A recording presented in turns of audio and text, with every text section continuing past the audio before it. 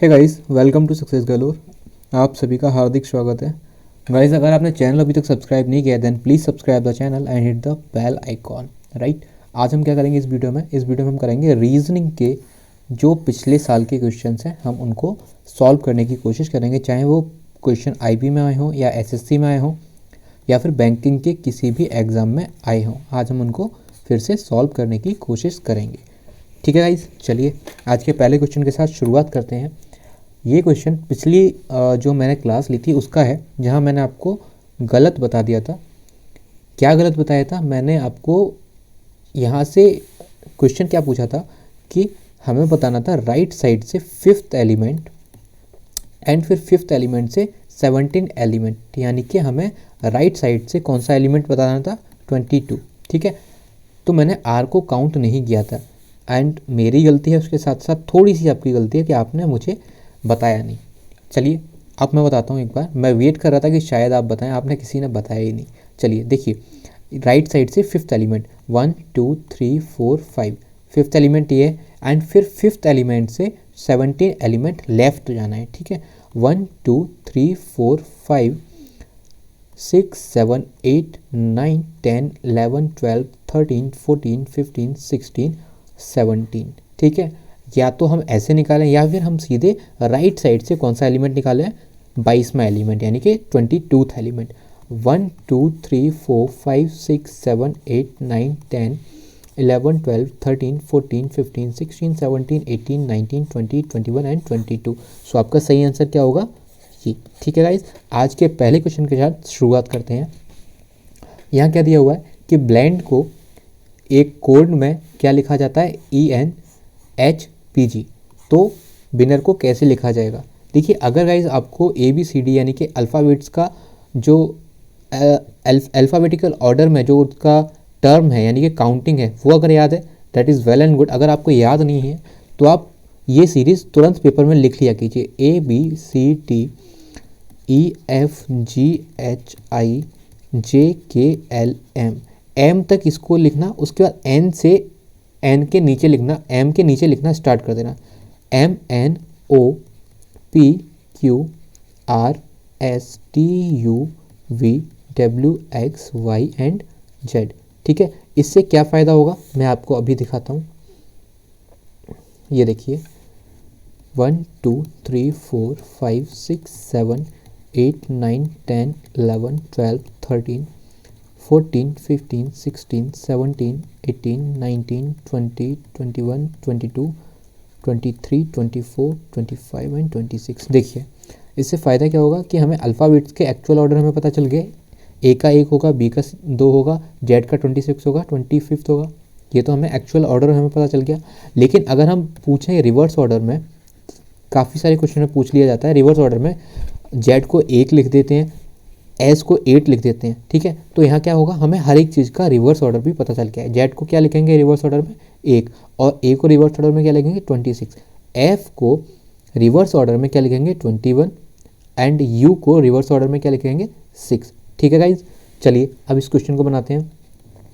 BLEND, blend को क्या लिखा है इन्होंने? ENHPG, और पूछा क्या है? विनर का कोड। देखिए, यहाँ पर आपको हर एक वर्ड का निकालने की ज़रूरत नहीं, हर एक लेटर का निकालने की बिल्कुल ज़रूरत नहीं है।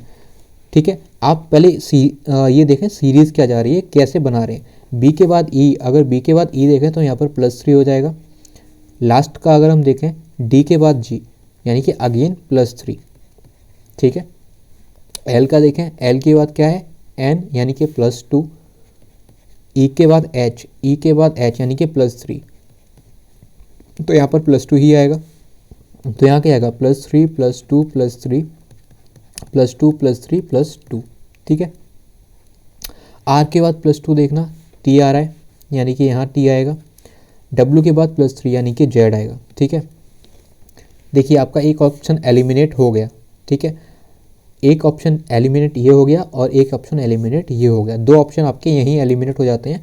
फिर आपको केवल फर्स्ट एंड फोर्थ में क्या देखना है कि कौन सा लेटर अलग है, यानी कि O और Q, यानी कि थर्ड लेटर। N के बाद +3, N के बाद +3 विच इज़ Q, तो N के बाद +3 यानी कि Q आएगा। तो थर्ड वर्ड जो आएगा वो क्यू होगा, थर्ड लेटर क्यू होगा। तो आपका ऑप्शन ए ही सही होगा। आप देखिए यहाँ पर आपने कितने, केवल 3 वर्ड निकाले, 3 नहीं निकाले, ठीक है।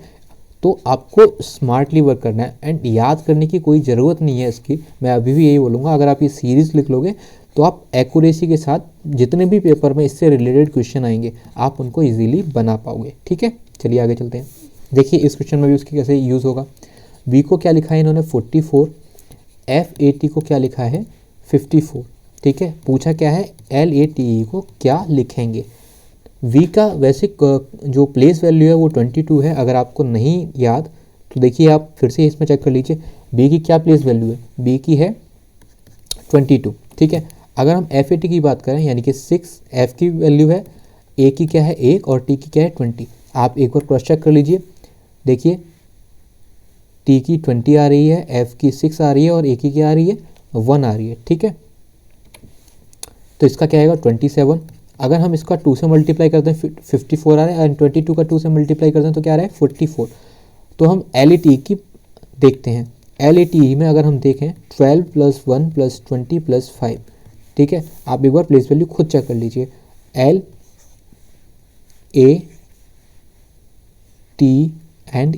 ठीक है, विच इज इक्वल्स टू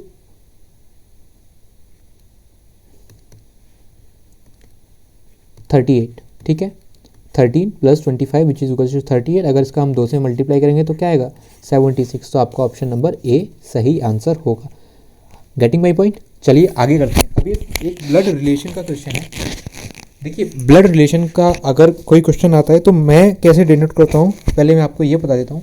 मैं इसको करता हूँ मेल से डिनोट, मेल के लिए ऐसे डिनोट करता हूँ और फीमेल के लिए मैं सर्कल बनाता हूँ, ठीक है।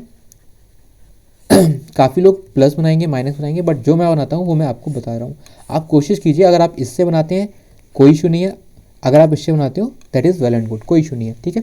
चलिए इसको बनाते हैं। वी जो है वो फादर है किसके, K. B is the father of K, ठीक है। बी के केवल 2 ही चिल्ड्रन है, यानी कि एक के होंगे और एक और कोई होंगे। K is the brother of R, जो के है वो कौन है, ब्रदर है किसके, आर के, ठीक है। R is daughter of P, R जो है डॉटर है किसकी, पी की। अगर बी फादर है तो पी कौन होगी, mother. A is granddaughter of P, A is granddaughter of P. A या तो के की बच्चा या सॉरी के की बेटी होगी या आर की बेटी होगी। S is father of A, S जो है फादर हैं किसके, ए के। अगर एस फादर हैं के तो आर से ही एस की शादी हुई होगी, ठीक है, तभी तो ए के फादर होंगे। तो पूछा क्या है, एस इज़ रिलेटेड टू के, एस के से कैसे रिलेट करेंगे, ब्रदर इन लॉ यानी कि जीजा, ठीक है। सन का मतलब बेटा, ब्रदर का मतलब भाई, ठीक है, और सन इन लॉ का मतलब दामाद, ठीक है। तो ये क्या होंगे, ब्रदर इन लॉ। चलिए अगले क्वेश्चन पर चलते हैं।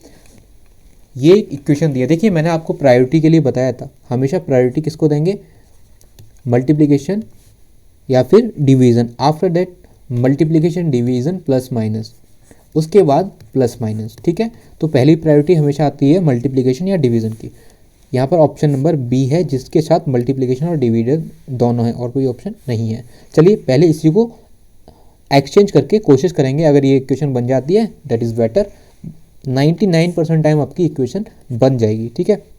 यहाँ करना क्या है, जो मल्टीप्लिकेशन है उसकी जगह डिवाइड करना है और जो डिवाइड है उसकी जगह मल्टीप्लिकेशन करना है। 132 डिवाइड बाई 11 + 8 - 3 मल्टीप्लाइड बाई 12, ठीक है।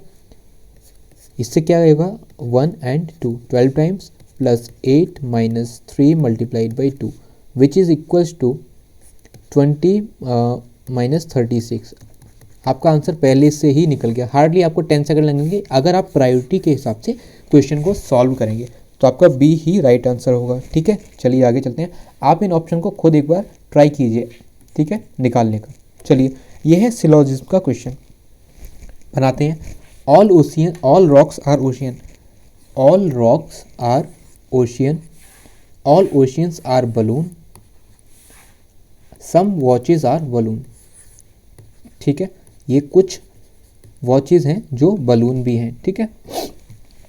कंक्लूजन क्या दिया है, सम बलून्स आर रॉक, कुछ बलून्स हैं वो रॉक है, एकदम सही है। ठीक है। सम वॉचेस आर ओशियन, कुछ वॉचेस हैं वो ओशियन है, दिख तो रहा नहीं है तो ये गलत हो जाएगा। ऑल ओशियंस आर रॉक, जितने भी ओशियंस हैं वो क्या है, वो रॉक हैं, ऐसा भी नहीं दिख रहा क्योंकि दिया क्या है, केवल कुछ ऑल रॉक्स तो ओशियन है लेकिन ऑल ओशियन रॉक्स ऐसा दिया नहीं है और हमें दिख भी नहीं रहा। तो क्या सही होगा, ओनली कंक्लूजन वन फॉलो। ठीक है गाइस, चलिए ये एक सीरीज़ दी है, हमें इसका नेक्स्ट टर्म निकालना है। 5, 8, 20, 34, 76, 142 एंड क्वेश्चन मार्क। अगर आप गौर से देखेंगे तो ये सारी सीरीज मल्टीप्लाइड बाई 2 दिख रही हैं। देखिए यहाँ पर multiplied by 2 10, multiplied by 2 16, multiplied by 2 40, multiplied by 2 which is equals to 78, sorry 68। ठीक है, multiplied by 2 which is equals to 152। ठीक है, तो यहाँ पर भी क्या आएगा, मल्टीप्लाइड बाई 2 ही आएगा। अब आगे देखते हैं, अगर 10 है लेकिन हमें अगला टर्म क्या दिया है 8, इट मीन्स -2। यहाँ 16 है लेकिन हमें 20 दिया है, इट मीन्स +4। जब आगे गए 34 दिया है लेकिन 40 हमारा टर्म निकला है, इट मीन्स -6। अब अगर हम इस सीरीज को गौर से देखें +2, 4, 6 यानी कि यहाँ 8 आएगा, यहाँ 10 आएगा और यहाँ क्या आएगा 12। ठीक है, अगर ये माइनस है ये प्लस है, ये माइनस तो यहाँ प्लस, ये माइनस ये प्लस, डायरेक्टली आप इसको ऐड कर दो इसमें, यानी कि 284 में 12 ऐड कर दो, आंसर आपका निकल के आ चुका है, यानी कि ऑप्शन नंबर सी आपका राइट आंसर होगा। आप इस सीरीज को खुद बना के देखो, फिर आपको अपने आप अंदाज़ा लग जाएगा। ठीक है, चलिए आगे चलते हैं। देखो गाइज, आप ऐसा कैसे कर पाओगे, आप अगर प्रैक्टिस करोगे, ठीक है, तभी आप इसको ऐसे निकाल पाओगे। ये क्वेश्चन जो होते हैं ये हार्डली 10 to 20 सेकेंड्स के होते हैं, मैक्सिमम टाइम बोल रहा हूँ अगर आपने प्रैक्टिस की है तो।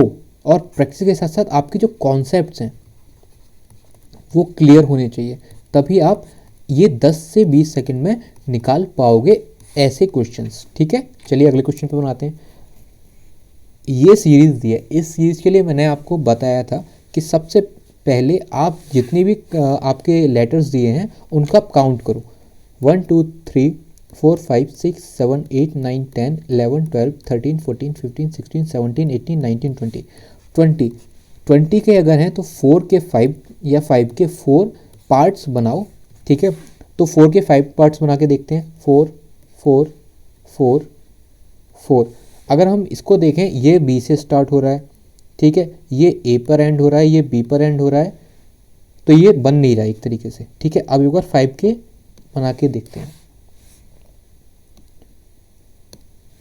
अगर हम 5 के बनाएंगे 1 2 3 4 5, 1 2 3 4 5, 1 2 3 4 5, देखो आप यहाँ पर सी डी लास्ट में आ रहा है और यहाँ पर भी डी, यहाँ पर भी डी, लास्ट टर्म हमें मिल गया।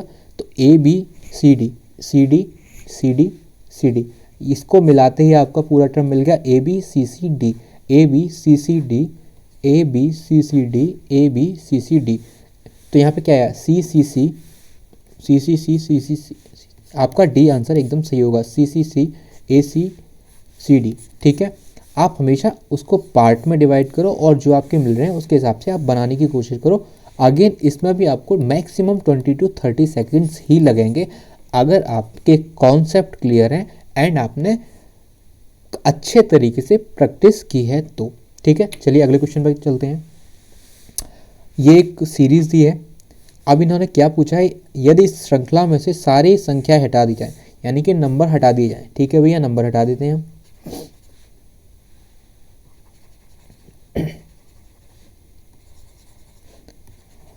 मुझे पता है 90% लोग ऐसा ही करते होंगे कि नंबर हटा के पहले लिखना शुरू कर देते होंगे, इसकी कोई ज़रूरत नहीं होती। पहले आप क्वेश्चन को पूरा पढ़ा कीजिए। इन्होंने पूछा क्या है, अगर सारे नंबर हटा दिए जाएं तो वो एलिमेंट बताना है जो 10 है, कहाँ से, लेफ्ट एंड से, यानी कि इस साइड से 10वां एलिमेंट बताना है। अगर नंबर हटा दिए जाएं तो केवल 2 ही नंबर तो हटाने थे हमें। आप देखिए 1 2 3 4 5 6 7 8 9 10, तो आपका ऑप्शन नंबर बी सही आंसर होगा। ठीक है। तो पहले क्वेश्चन पूरा पढ़ो, उसके बाद आप कुछ भी करो, और इस सीरीज़ को लिखने की कोई ज़रूरत नहीं होती, आप स्क्रीन पर सीधे नंबर को हटा के आगे पढ़ा करो, ठीक है। चलिए, लिखोगे तो आप टाइम वेस्ट करोगे।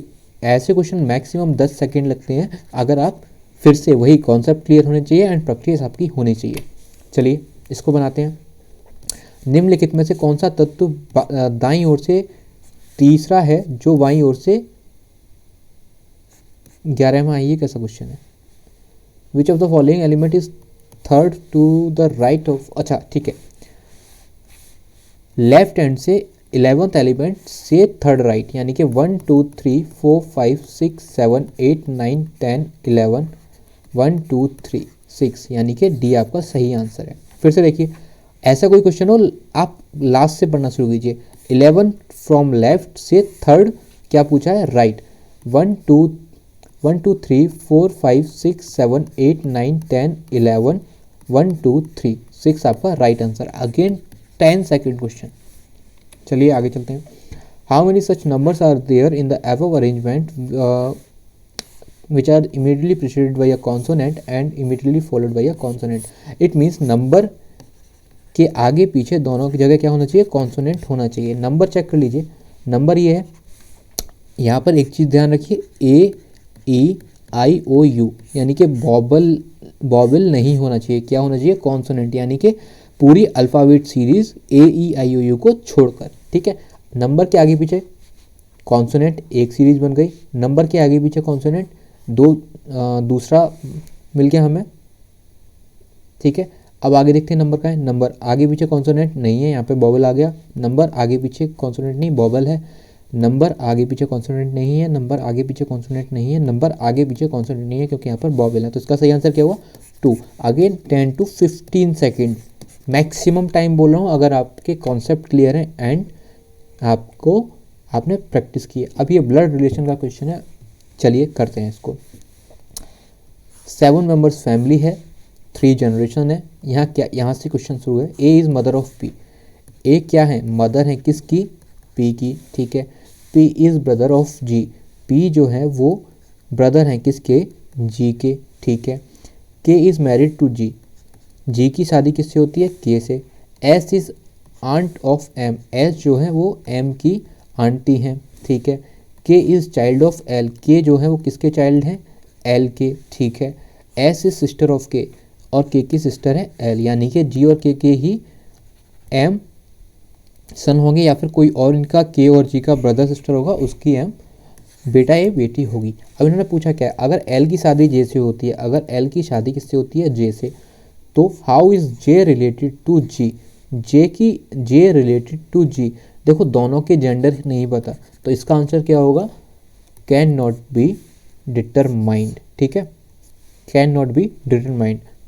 अब कैन नॉट बी डिटरमाइंड अगर नहीं दिया होता तो देखिए यहाँ पर सन इन लॉ और डॉटर इन लॉ दोनों नहीं दिए जाते, यानी कि दामाद या बहू दोनों नहीं दिए जाते, ठीक है। चलिए आगे चलते हैं। अगर ए की शादी आर से होती है, अगर ए की शादी किससे होती है?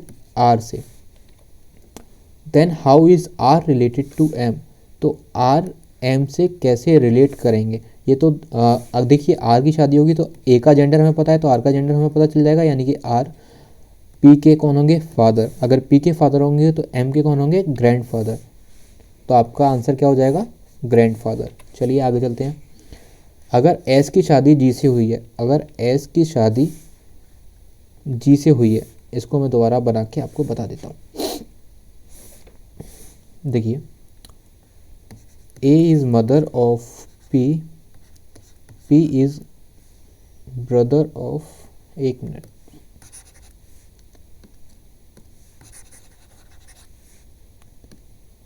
देखिए, A is mother of P, P is brother of G, यहाँ तक ठीक है।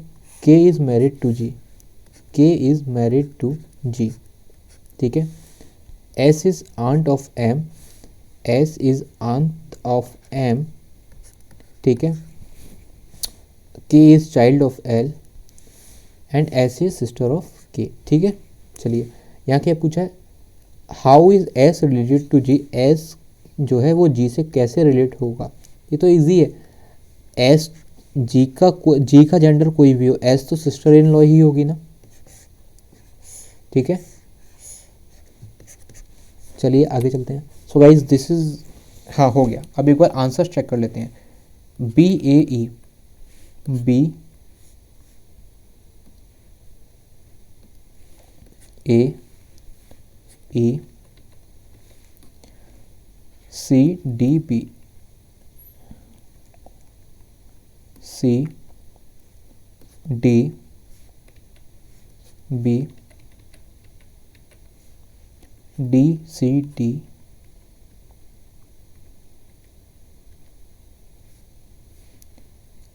D C D,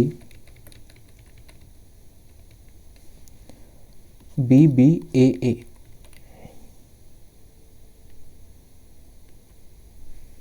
B B A A, इसका आंसर ये है, ठीक है। So guys this is the end of this video. अगर आपको वीडियो अच्छी लगी then please like the video and share the video. And अगर आपने चैनल अभी तक सब्सक्राइब नहीं किया है then please subscribe the channel and hit the bell icon.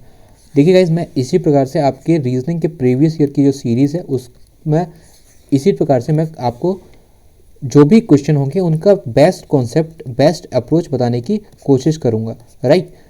चलिए तब तक के लिए मिलते हैं कल की क्लास में। तब तक take care, bye bye, God bless you all.